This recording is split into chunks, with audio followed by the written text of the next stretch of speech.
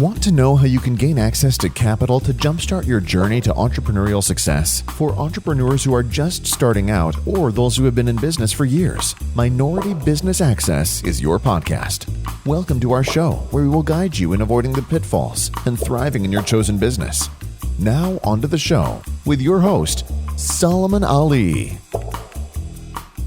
Wow. I'm very excited to be here again and to speak to everyone at MBA Minority Business Access. You know, it's such a blessing and a pleasure to be able to have you guys tune in and listen to the things that I am sharing. And the blessing is for me that I get to share some of the knowledge and the things that I've learned along the way. And hopefully you won't fall in some of the same snares and traps that I did, and you won't have to learn all of this the hard way or pay extra money to your consultants and other professionals to learn this. So hopefully this will be extremely helpful, and that's why we created MBA, Minority Business Access, is to kind of help the entrepreneur who was starting and is going to bootstrap it, that didn't have any other way of getting it done, was going to take their little pennies out the piggy bank and go ahead and say, hey, I believe in me, I got enough confidence in me, I'm going to get this thing done. So we're really talking to you, whether you're that entrepreneur that's just starting out in business today, or whether you're that entrepreneur who's saying, okay, I'm leaving corporate America, I've been there for 15, 20 years, and now I'm going to go into this entrepreneurship. So we're talking to you. And I really hope what we're going to talk about today, we're going to talk about customers. And not necessarily on how to acquire customers, because that's going to be at a later date when we talk about marketing. But what we're going to talk about is customers. What type of customers are you looking for? How do you determine the customers that you're looking for? And what do the customers, the different type of customers, mean to your company? And so we're going to try to go into that. And I'm going to share my knowledge and expertise of what it means. It's worked very successfully for me, both currently as well as in the past. So the first thing I want to say is about customers is this. Customers are extremely important. I think we all can agree on that, right? So when you're looking at customers, you need to do an outline. What I like to say is you'd write down maybe 4 or 5 things that you're looking for in a customer. One may be you're looking for a customer that's going to pay a certain dollar or be at a certain price point. Okay, so you would write that down. I want customer 1 to be at a certain price point. Now, next, I want a customer who won't complain a lot. Okay, so you're going to write that down. All right, and 3, you may want a customer that lives in a certain geographical location. Okay, and then so 4, you may want a customer that will spread the word. All right, so we're identifying customers now, and then the last and the 5th one is that you may want a customer that will have a certain type of appreciation and value for the service that you provide or offer. Okay, so whether it's a service or product or anything of that nature, I want you guys to realize I'm not just talking about providing a service or providing a product or manufacture. I'm talking in general, whatever your customer may be, whether it's a business, whether it's an individual, it's all the same. Okay. So once you write those different things down, then what you're going to look, and it's kind of like writing a paper. So now you're going to look at 3 things to support each one of those things that you have actually written down. So I don't recall what the first one was, but here's what you're going to do. You're going to say, oh, okay, my number 1, I'm looking for customers that can pay a certain price point. What are 3 things to support that? Okay, what do I mean by that? Here's what I mean. 1, a customer that can pay $20 for something is going to have a certain appreciation for it. And there's a reason. So tell me now, what is it about that customer who is willing to pay $20 for something? Okay, so you're going to write why all the reasons you think that customer will pay $20 for that product. Okay. If it's a business to business and they're going to pay $50,000 for a service or a product, you would write down those various reasons. Why will they pay that? Okay. What are the benefits for them? Now, next, what we're going to look at as we go through this now is very important. How do I determine my customers? Okay. So you're going to write that down. How am I going to determine my customers? And I'm going to keep it kind of very simple. Do I determine my customers strictly based on price point? I don't suggest that. I do not suggest you determine customers strictly based on price point. Okay. You do want to determine what the price points are and what those type of customers are looking for, but you do not determine your service or whatever it is of value strictly based on price point, because what you have a tendency to do when you do that is this. You tend to think about what you can afford, what your group of friends can afford, the people that's around you. And if you do that, then guess what? You're always going to be what? Coming up short. You're always going to pay yourself less than what you're actually worth. Okay. So you don't want to do that. Regions. Reason you're going to think about regions when you're looking at your customers, because different customers are looking for different things. If you're on the East Coast, well, it gets cold. So if you're selling clothing, all right, well, on the East Coast, they're going to need different type of outfits. Okay. On the West Coast, it stays warm a lot longer and pretty much throughout the same year. So they wouldn't need as many different outfits and things of that nature. And it's the same. I use that as simplicity, okay, but it's the same if you're selling a certain product, because certain things wear out faster in warmer weather than they may in cold weather and things of that nature. So you always want to think about the region. How is your product going to be servicing that particular region, and what will it bring to the region, and why are they particularly using it in the region? It's kind of like what you learned in school. Answer the 5 W's. Okay. So if you can do that, then what you will have is a blueprint of understanding your customer base. Okay. So now let's get right on into it. All right. Number one thing I want to do with a customer is this. After I determine who my customer is, okay, and I'm going to say a customer, a B customer, and a C customer. My A customer will be the customer that is willing to pay top dollar for something. All right, that's going to be my A customer. They're going to buy all the different services or the things that I add, or the accessories, whatever you may want to call it or identify. That's my A customer. In addition to my A customer, what they're going to do is they have a mindset that they're willing to pay for something because they believe that they get what they pay for. So they don't typically complain once they've received it, even if it doesn't work 100% the way you may have presented it, or your advertising company may have presented it, or something of that nature. So what they do is they sit back and they make it still suitable for them to meet their needs and everything of that nature. They don't call the company back and say, hey, you sold me this and this is crap because it's supposed to do 1 through 10 and it only does 1 through 8. They don't get flex about that, people. So that's my A customer. Okay.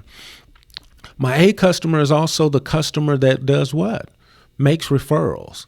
He tells other people about my business and about the service that we offer and things of that nature, and how it benefits and how it has have benefited him. So that's the A customer that I'm looking for. Okay. And that customer, I mean, let's be real. That's your money maker. Okay. What I mean by money maker, that customer is making you money. They paid, 1, more for your product and service, right? 2, they're making referrals, okay, so that you can actually sell more and things like that. They're buying accessories or different other products and services that you offer in addition to what you have actually sold them, and then they don't complain. When it doesn't work out 100% the way your advertising and marketing team has told them that it may work out, or that salesperson, they don't complain. What they do is make the appropriate adjustments and everything of that nature to make sure it fits their needs and is suitable for them. That's an A customer.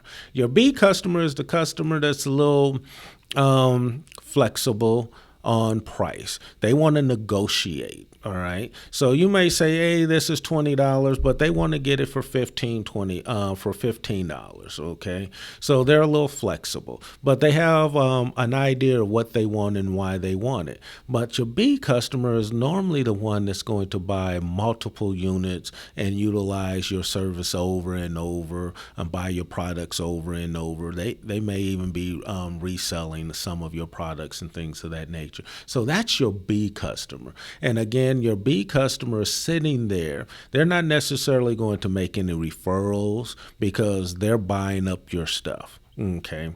But what they're looking for is a margin. Why are they looking for margin? Because they're looking to possibly resell it, do something a little bit different with it, put a little markup on it so that they can make a profit. So that's your B customer. Now, their only time they're going to really complain or have a is when something comes or is shipped to them and it's broke or damaged. They're going to want you to replace it. And that's not really a big thing because you should really do that anyway, but that's going to be your B customer. So understand, your A customer is the person who is utilizing your product or your service for themselves or their organization, okay? Your B customer is probably the person that is buying it wholesale, wish to buy it wholesale from you, and then retail it back out. Okay, so that's going to be your B customer, and you got to provide a lot of customer service for that B customer. So we're going to talk about customer service sometime in the future, but just keep in mind, your B customer is a loyal customer. They're always buying quantity from you. Okay, they're more interested in the quantity than they are in the quality. Okay, but don't give them crap, because if you give them crap, guess what? They're going to take their business somewhere else, and that could be a large portion of your market share. So you want to really keep that in mind. Your C customer is this. Your C customer is that end user, and that end user is going to try to negotiate the price to the bottom price. No matter what the price is, they're going to believe that, oh, this is not a good price. They can get it better, get it from somewhere else at a much better price or at a discounted price, things of that nature. Your C customer is the customers that's just going to complain. You're going to have problems with that C customer all the time. It's very rarely will you be able to satisfy that C customer. Okay. So when you get a C customer, you want to think about this. Do you want that C customer? Okay, you really need to think about that, because that C customer is going to eat into your profit margin significantly. It's not going to be that, oh, you're making money. Any profits or any money that you make, trust me when I say this, okay, and I'm going to lean in right here. That C customer will eat up your profits.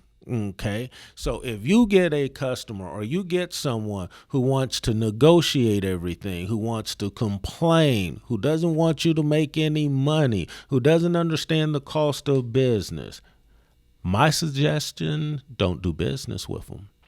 Let it go. Let it go. Let it go. It's not worth doing business with that particular customer. Yes, it may look good on the books and the records and say you sold so many units and things of that nature.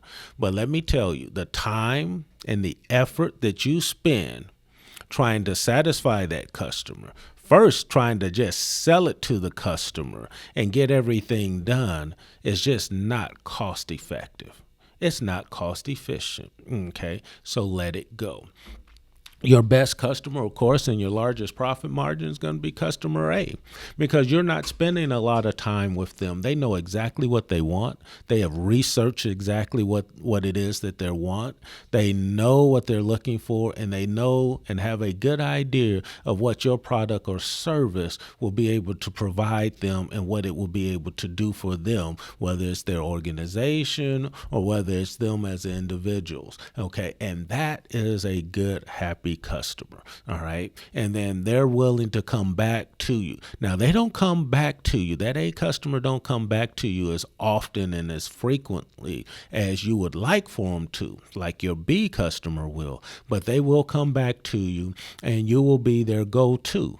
They will utilize, that A customer will utilize all your other services, all the other things that you have that can be beneficial in supporting the products and things of that nature, okay, and the services that you offer. So that's important to remember about that A customer. So with your A customer, you're not going to get a lot of quantity, but what you're going to get is a quality customer who's going to get all of the I can't even say it, get all the things that are necessary, okay, for them to provide a good presentation to their end users, to their customers, things of that nature, or if it's for themselves, okay. So please definitely keep that in mind. Your B customer, I kind of already told you and shared this. They're not so much looking at the quality neither. What they're more so looking at is the quantity of units that they can get, time and delivery, things of that nature. Now, they're not going to buy a whole bunch of accessories and all of that kind of stuff, because that's not what they're into.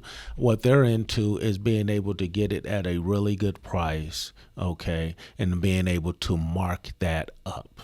Okay, now we cover those three customers. So what does that mean to your business? All right, I want a good mix. I want a good mix of A customers, B customers, and a handful of C customers, and that's it. I'm going to start with the C customers. The C customers, I only want a handful. I don't want them to be more than 5 to 7% of my sales at any given time, because those are also the ones that are going to give me my chargebacks and things of that nature, where I'm going to have to pay monies back and things like that. But that 5 to 7% can help me to keep my numbers looking really good from quarter to quarter. And that's important. See, this is the part in business that you have to understand, that you're running two different businesses. You got a business of operations, but then you got a business behind the scenes where you have to be able to constantly access monies, things like that. So that 5 to 7%, although I know I may have a problem with, of that 5 to 7%, I may have a problem with 30% of them. Okay. I just don't know which 30%. Okay. But that helps to keep my numbers up. That helps to keep my numbers high. All right. So that you want in your mix. Now, I want roughly about, I'm going to say 20% of my mix to be referenced to my customer A. Okay. So my customer A, hey, I want them to be about 25% of my mix. Why? Because these are the customers who are going to pay top dollar. They're going to give me the least amount of problems, okay? They're going to buy accessories and things of that nature and other services that are complementary to what the original product or service is. So I want that to be about 25% of my mix, okay? All day, every day. And that's probably going to make up roughly about 45 to 55% of the revenue, okay, of the gross revenue. It's very important, okay? So as you heard what I said, they're only 20 to 25% of the mix, right? But they may make up as much as 45 to 55% of the revenue. And that is profitability, because the things that you're selling and providing to them will be more profitable, will have better profit margins. Very important to understand. Now, my B customers, right? Now, my B customers are going to make up what? Somewhere between about 35 and 40%. All right. So now between their 35 and 40% on my B, all right, they're going to provide the balance of my sales revenue. Okay. And breakage, problems with them might only make up about 3%. Okay. But 3%, that's not bad. From 35, if they're making up 35 to 40% of your business, that is not bad at all to have 3% loss. Okay. So that's important because I ain't got to spend a lot of time with them. But they're making up, wow, 30 to 40 percent of my business, and in making that up, my sales numbers are good. They're repeat customers. I can count on them month after month. They're coming in, they're buying, and things of that nature. I'm able to service them, and I'm not having to deal with a lot of retention problems. Okay, so actually we have a really good retention, so we don't have a lot of loss or anything of that nature from them complaining or returning goods or things like that. So that's important. So that's customers. All right, and that's how you want to look at your customers, because you got to be realistic. Don't go in there thinking you're going to get all A customers, all B customers, all C customers. And when you write this down, you're writing it down based on your market research, what you're trying to find and figure out, okay, about the particular people who will be buying your service, the particular people or companies who would be utilizing what it is that you're offering. You got to know this, people. So then that way you're not shocked or amazed when you get that C customer that's always complaining, that always wants to return it, that's negotiating you from, let's say, your $20 down to $15 or $10. Most of the time they're going to try to get you down to somewhere around $13 to $10, where you have no margin, and then you're at the point to where you're just happy to sell it, where you're wasting your time and having your salespeople waste a lot of time. So again, that's customers. Okay. I don't know too much else what to really say about customers, but just be very selective of your customers. Do not just take all money ain't good money. That's the way I'm going to say it. All money is not good money. And my experience, here's what I have personally experienced. The people who pay me the least for my service or my products are the ones who cause the most problems.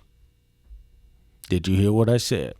The people who pay me the least for my service or my products are the ones who cause me the most problems. They give me the most headaches. They're the first ones to go tell on you or want to report you or do this or that, or just simply eat up your time, eat up your staff's time. Okay? So be very mindful of that. Okay? And in 34 years, I haven't seen anything different. This is how it has worked for at least my experience in 34 years. So the customers who pay more don't tend to have that problem. I do not tend to have that problem. I'm going to give you an example. When I was in the nursing home business, right, I had customers who were Social Security customers. Okay, which you all know what Social Security means, so I won't explain. But anyway, they were paying about $700-800 a month to be in my nursing home. We had to feed them, we had to take care of them, we had to do everything for them. But these people would try to eat me out of house and home. Okay, they would literally try to eat me out of house and home. They demanded more of my nursing staff. All right. They demanded more of my operational staff, okay, the business management, because they ate up all their time. They always had complaints. They were always unhappy about something. The nurses were jumping through hoops to try to please them and to accommodate them, okay? And they weren't paying enough, but they expected to be treated a certain way. And it was unfair. And I had felt sorry for people that were in that situation. And so you can't afford to feel sorry for people in that situation because you're going to find yourself in the same situation with no money and things of that nature if you keep doing business with people that way. Now, the people who paid $5,000, $10,000 a month, guess what? They never complained. They were very grateful. They were very appreciative of what the nurses did. They always said thank you. They were very accommodating and supportive of the nurses and the management team. That's the difference I'm talking about. And I've seen it in the nursing home business. I've seen it in the manufacturing business. I've seen it in the technology business. Oh, my God, I've seen it in energy. And dealing with end users, utility companies, and things of that nature. Okay, so be mindful of that. If you're dealing with a person like that, it's a mindset. There's nothing you can do to change that mindset. So remember, Solomon Ali told you what? All business ain't good business. Some business you just need to walk away from. Okay, so if you ask Solomon, hey, Solomon, would you take those customers today? Well, I just told you I would take those customers today, but they would only make up what? Approximately 3 to as much as 7% of my business. That's it. That's all they get to make up in my mix. Okay. I'm not going to have them at 10% of my business or 15 or 20. Not going to happen.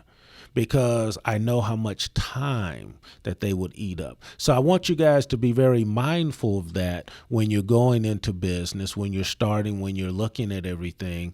You can't help everybody. You cannot help everybody because every dollar that it takes for you to buy equipment or buy your materials or pay your staff or whatever it is, right? You're associating operational cost to that. There's got to be a return on investment. There's got to be a return on capital. Okay. And so if you get too many of those other customers that's the bottom end that want to be extremely frugal or cheap, you can't afford that, especially starting new in business. You cannot afford that.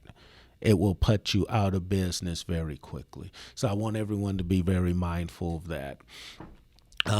But your other customers, you'll be happy with, and you'll be happy with the job and the service that you're actually providing them. So all of that being said, listen, thank you for tuning in to MBA Minority Business Access. It was very appreciative for all you guys to join me today. I greatly appreciate it, and I hope you found this segment of some valuable information for you to use. And again, as I've always said, it's helped me to maintain and make quite a bit of money. And so I'm just sharing it with you, and hopefully it'll help you to maintain and make quite a bit of money as well. Thanks for tuning in to MBA Minority Business Access. You've reached the end of another episode of the Minority Business Access podcast. Connect with us at solomonrcali.info to leave a review and access more resources. We hope you enjoyed this show and found great value. See you at the next episode.